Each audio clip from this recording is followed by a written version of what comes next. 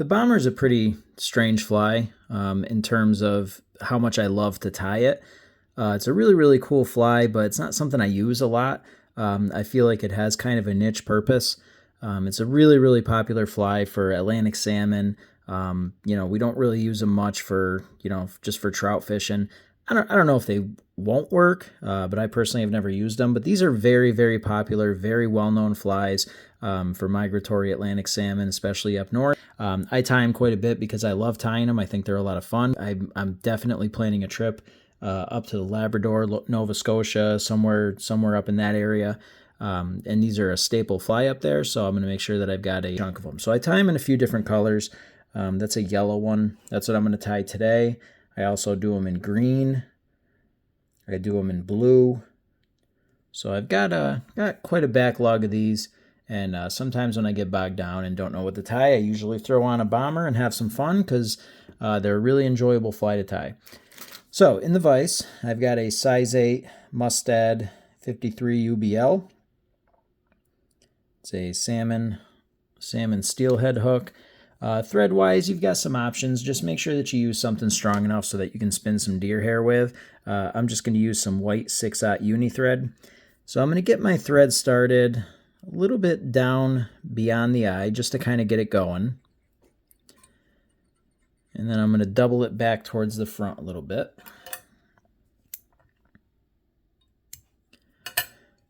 And the first material we're going to tie in, actually before I get into that, make sure that you leave a little bit of room.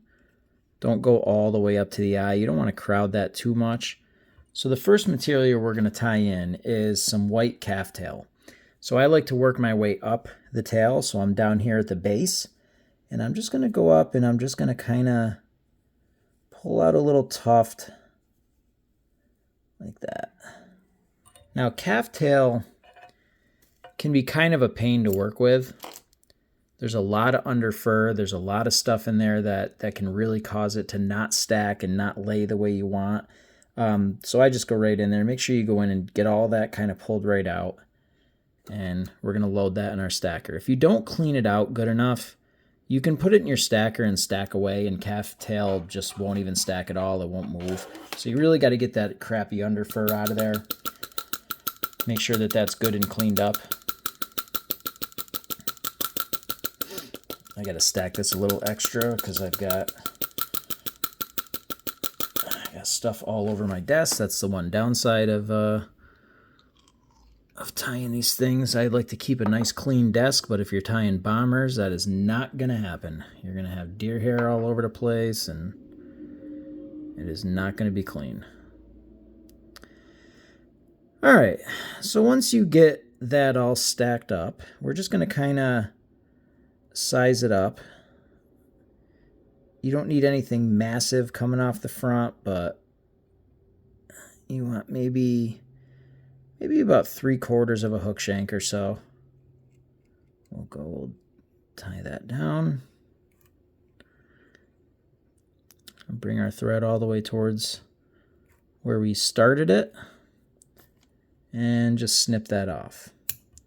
Now you're going to need the same thing for the tail as well. So let's go back to our calf tail, do the same thing.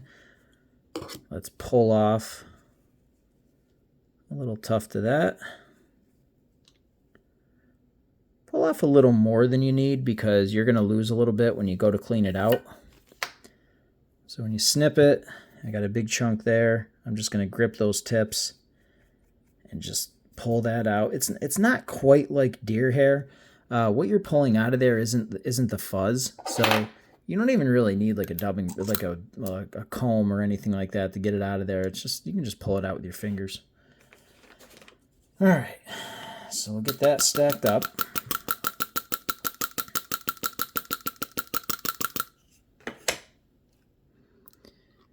All right. Yeah, see, that's, whoops, almost dropped it.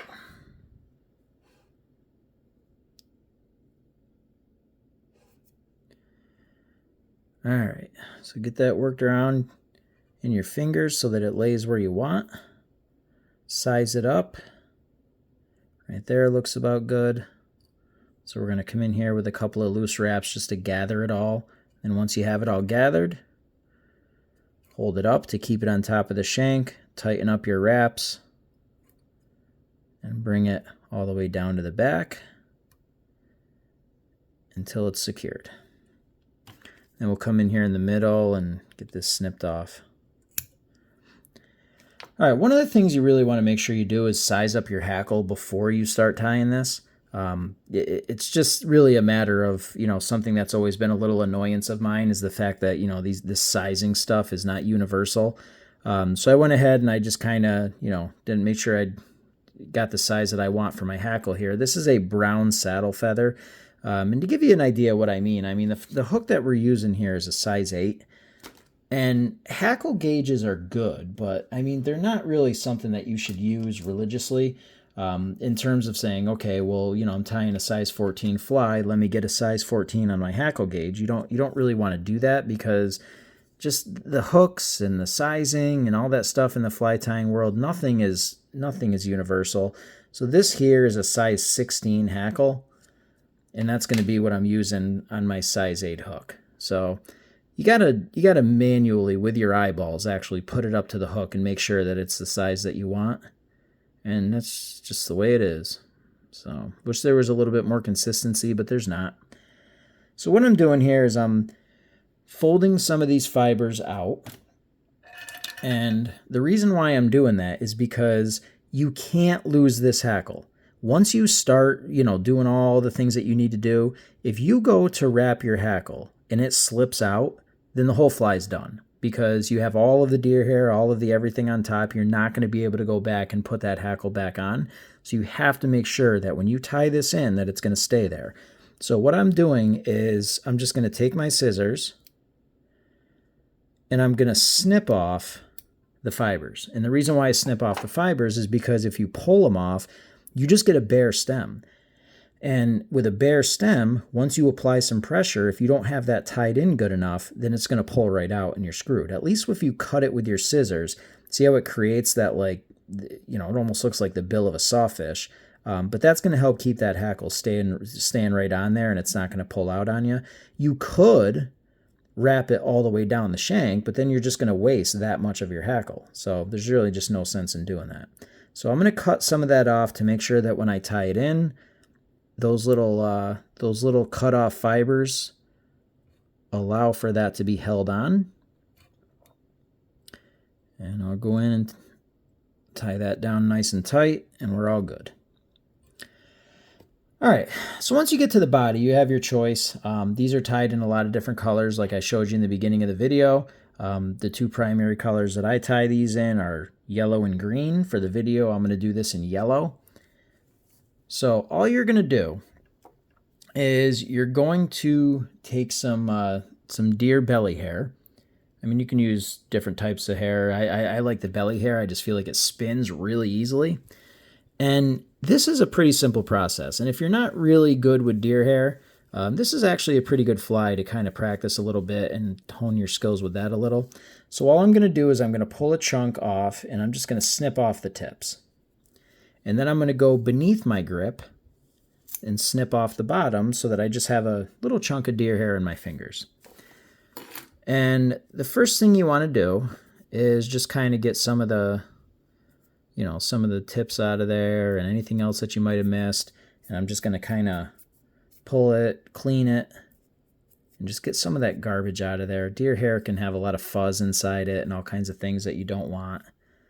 So once I get that cleared out, what I'm going to do is before I even put this on, I'm going to give that another snip.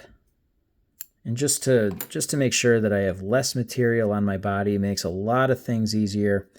Whoops, I didn't want that to happen. So here's what you're going to do. Take that little tuft of hair, set it right on top of the hook shank. And you're going to take one loose wrap just to gather it, tighten it up a little bit, and see how that deer hair starts to flare? Once you see it flaring, that means your thread kind of has it all grabbed. So now take a second wrap and then tighten it and then let go of your grip. And that hair will spin right around the shank. And then I'm just going to apply some gentle, constant pressure until it stops. And that's locked right on there, not going anywhere. So now we're just going to fold all this back. And I want to get my thread in front of that. So once I fold everything back, get all that crap out of the way.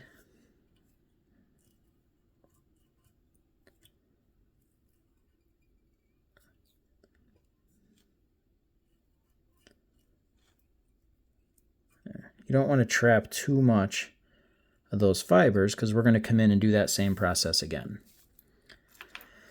So back to my deer hair patch. I'm going to go and snip off the tips, snip off the bottom. So I've got a chunk right in my hand. Just going to kind of clean some of that crap out, get some of the fuzz out of there. Sometimes just going like this with your finger will draw some of that fuzz out of there. And then we're going to take this, we're going to butt it right up against the deer hair we already tied in there. Same thing. We're going to do a loose wrap, then another firmer wrap. And we're just going to kind of let that deer hair spin.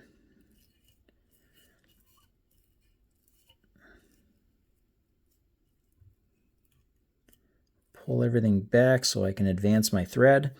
Now, this isn't an absolute necessity, but this is a pretty cool tool to have on hand. This is a deer hair packer. And all this does is you can see that there's a little notch right here in the end. You don't have to have this, but I definitely like the effect of it. So what I'm going to do is that little notch there is where the shank of the hook goes. So what this allows me to do is it allows me to put this right on the shank of the hook, and then the shank is going to sit right into the little cutout. And it allows me to push that deer hair back and just pack it together. And you don't have to do that, but I do like the look that it creates, so I do like to give it a quick pack. So we're probably just going to have to do this a couple more times, and I'm explaining it, detail by detail, so it's taking a little bit longer, but once you get the hang of this, just snip off a chunk, clean out all the crap, lay it on there, spin it, you'll get the hang of it, and it'll go pretty quick. So I'm getting some of that crap out of here now. Get it up into my grip. Transfer it over to the hook. Loose wrap to gather it. And then pull it tight, let it spin. Get a couple of wraps just to secure it.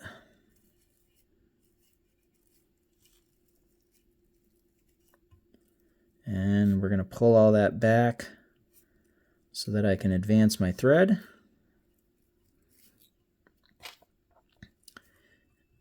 Give it a little pack if you want. You can see how it kind of slides back and it just kind of compacts everything. I do that because I like the look of the finished fly a little bit better. You don't absolutely have to do it. Trust me, when you see this fly and you're done tying it, I mean, you're going to look at it and you'll be like, nothing's going to sink this. So you don't have to worry too much about that. If you want to pack it, it's good. If not, it's fine. Between the hackle and all the hair, this is not going to sink. So I'll take the next tuft, same thing. Right up to it, loose wrap, second wrap, tighten it, let it spin. A couple wraps to secure it.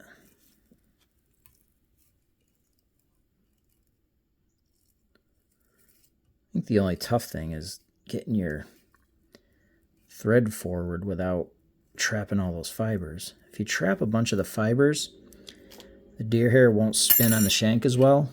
So you want to make sure that you kind of avoid that. All right, one, maybe two more of these. Let's get that cut off. And if you're actually tying this while watching it, you're probably at the point now where you're looking at your desk and there's just deer hair everywhere.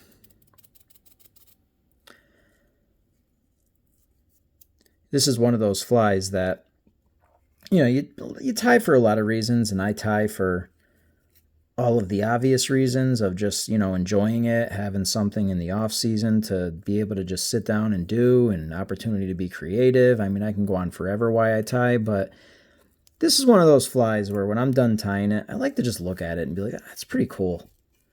I just enjoy tying this. Now, one of the things that you can do, you can see as I get to the front here, how I'm going to start getting to where that front bit of calf tail that I tied in very well could start kind of getting in the way. One of the things that you can do is you can just take a little piece of Scotch tape and just put it on there so that it's separated and it doesn't get in the way. But what I do is exactly what you see here. I just grab everything and pull it back and get it right out of there. And I'm just going to do that one more time with the thread in my hand and just get a couple of turns of a whip finish, tie off my thread, and cut it off. Okay, so the next order of business is to shape the body. I didn't realize that collapsed. Let me tighten that up on my vise. So to shape the body, what I'm going to do is I'm going to take this toothbrush style dubbing brush. I'm going to hold my tail so I don't grab a bunch of that, and I'm just going to kind of give this a good brush, get all the hair standing up, get everything positioned where I want it, get the hair separated from my tail. You also might have some deer hair kind of trapped in the bend of the hook. This is your opportunity now to take this and get that out of there too. All right, and really what you want is just something like this. You want all your hair standing straight up so that you can shape it the way you want. There's probably going to be some deer hair people that cringe a little bit when they watch this, but most people use razor blades to shape this kind of stuff, and that's fine. That obviously works really well. What I like better is I like a good pair of curved scissors. That's what I use to shape deer hair. I'm more comfortable with it. I love holding the fly in my hand and just kind of turning it, looking at it, making a snip here and a snip there, and shaping it where I feel it needs to be shaped. Some people can just take a razor blade and just, whoosh, one swipe and they're done. I don't really like doing that. Really, the reason why is if you have one slip with the razor blade, you're kind of screwed. At least with the scissors, I can say, okay, a little snip here, a little snip there, and it's just I have more control, I feel. But what I am going to do is I am going to use a razor blade just for the first part of this. So I'm going to grab my calf tail, get it out of the way, and I'm going to slip my razor blade up in there, and with an upward angle, I'm just going to go and just get a bunch of that hair out of the way. I'm not worried about, what I want it to look like or anything like that. I'm just getting it started. And the reason why is because, especially with that up eye, it's hard to get your scissors wedged up in there. So the razor blade will at least give you a good start. I'm going to flip it over, same thing, upward angle, and just get the bulk of that deer hair out of there. And who cares what it looks like? Who cares what you miss? Come over to the side. We're going to fix it all with the scissors. Just slip the razor blade in and just get the bulk of that off.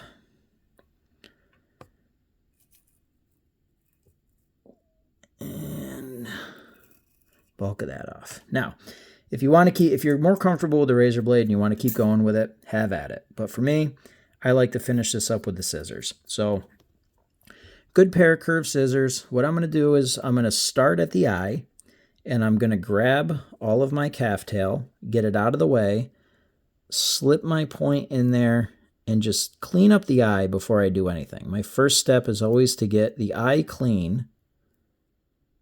Get all that out of there. Flip it over. Let's get this part of the eye cleaned up.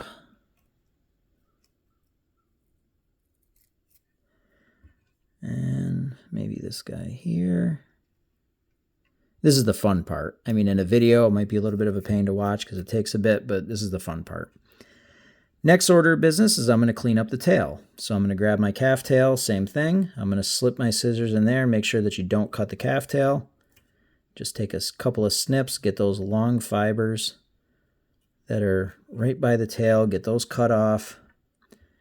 You can see we got quite a few in the back here we got to manage.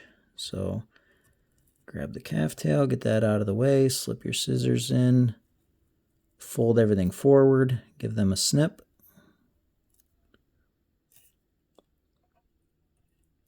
Okay. All right, so now that we've got that all cleared up, now we can kind of start shaping our body. And the way that I shape these is nothing specific. I don't really do anything crazy. I just kind of make sure that there's a little bit of a taper where it increases in size towards the middle and then decreases towards the eye, kind of like a little kind of cigar shape kind of. So you can see on the top that we kind of already have a good amount of material removed. So I'm going to use the curvature of my scissors and just make a couple of cuts. And there's really no rhyme or reason to this. I mean, all you're going to do is you're just going to keep kind of eyeballing it and just keep making some cuts. Being careful when you get towards the back and the front where you're cutting it a little bit shorter, because you don't want to cut it so short that all of a sudden now, you know, you see your thread and all that. You don't really want to do that. So be a little careful. And you're going to see some ridges as you make some cuts, but this is why I like the scissors, because you can come in here with the scissors and just, you know, kind of go like this and just trim as you turn. That was a rough cut. I didn't want to do that.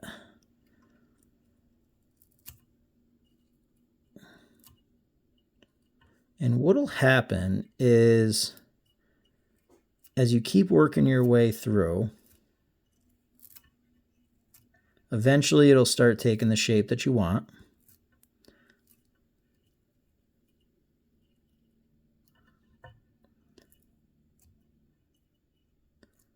And as you get it shorter, you might have to come back in again and clean all this up for a second time.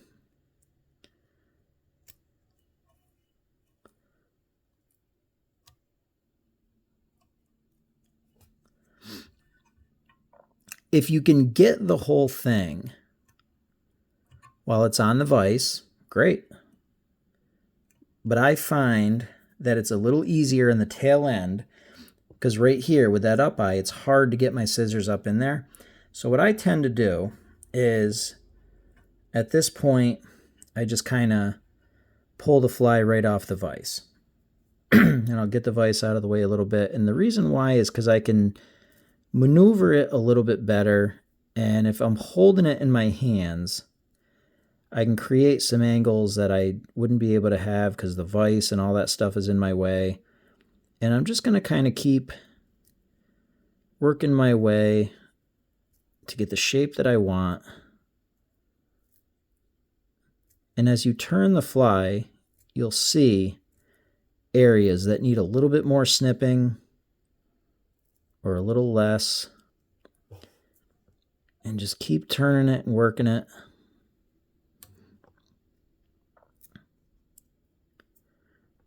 See, you can see kind of here on the bottom, I need to relieve a little bit of that material there to get that look that I want. So I'm going to come in here, snip off a little bit more there.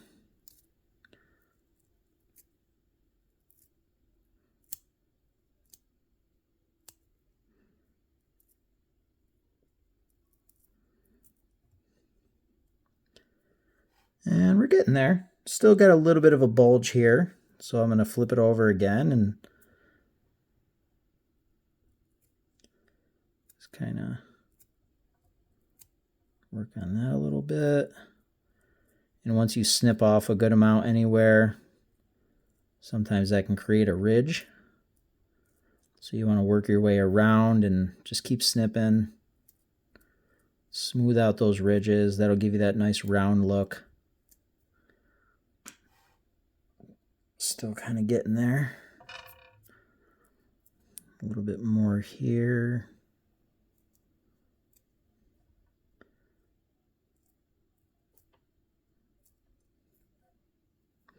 Now, one of the things that I want to point out too, this is obviously not, you know, the most viewer-friendly part of the process as I'm sitting there just nitpicking through this.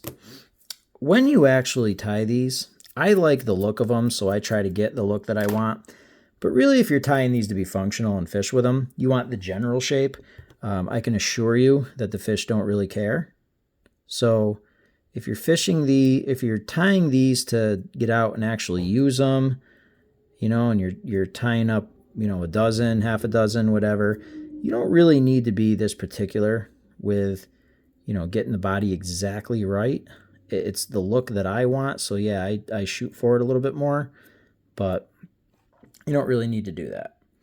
So that's kind of what we're shooting for there, that shape. I'm going to take my brush and just kind of get some of the crap out that might be left over. I got one little straggler piece here. Get rid of that, and we're good. So let's get this back in the vise here.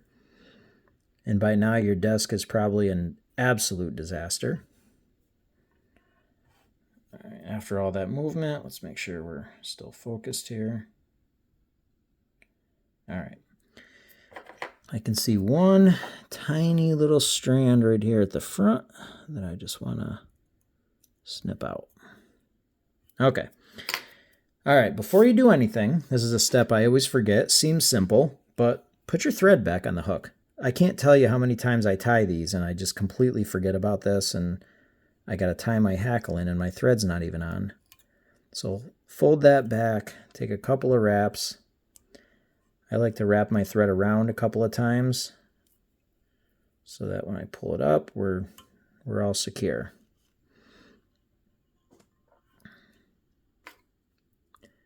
Get that out of there.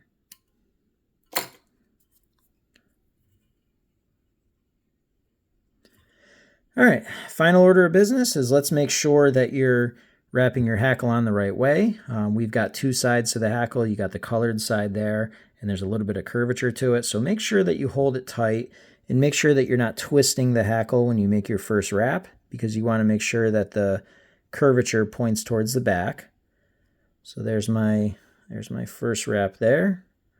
And now we're just going to angle our hackle forward and take nice even wraps all the way up the body with a slight angle forward so that we can advance the feather.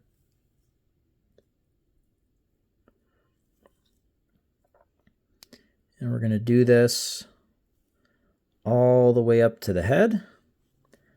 And then before we make our final wrap, we'll come in and tie that off.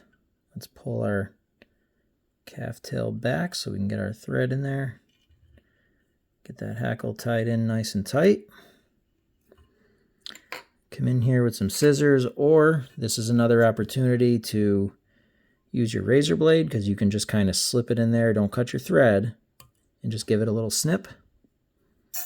I didn't do a very good job of that. I still got some stragglers here, so let me get rid of those. All right, and we'll pull our calf tail back. We'll come in, build up a nice little head.